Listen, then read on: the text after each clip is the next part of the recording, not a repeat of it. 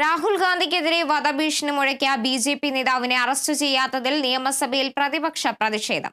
വിഷയത്തിൽ അടിയന്തര പ്രമേയത്തിന് അനുമതി നിഷേധിച്ചതിനെതിരെ പ്രതിപക്ഷം ബാനറുകളുമായി നടുത്തളത്തിലിറങ്ങി. പ്രാധാന്യമില്ലാത്ത വിഷയമെന്ന് ചൂണ്ടിക്കാട്ടിയാണ് സ്പീക്കർ അടിയന്തര പ്രമേയത്തിന് അനുമതി നിഷേധിച്ചത്. പ്രതിപക്ഷ ബഹളത്തെ തുടർന്ന് സഭ ഇന്നത്തേക്ക് പിരിഞ്ഞു. വധഭീഷണി മുഴക്കിയ നേതാവിനെതിരെ നടപടിയില്ലാത്തത് ബി.ജെ.പിയെ ഭയന്നാണെന്ന് പ്രതിപക്ഷ നേതാവ് വി.ഡി. സതീശൻ ആരോപിച്ചു.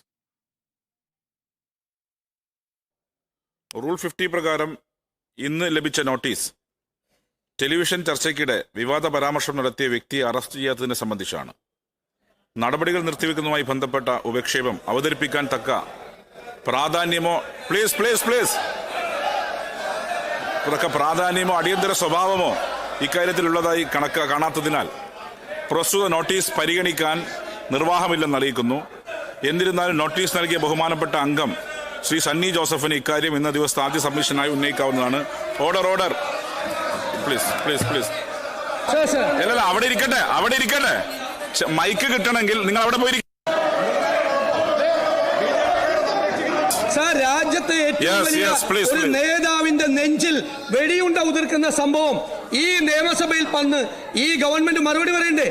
അയാൾക്കെതിരായി 2 ദിവസം കഴിഞ്ഞ് ഇന്നലെയാണ്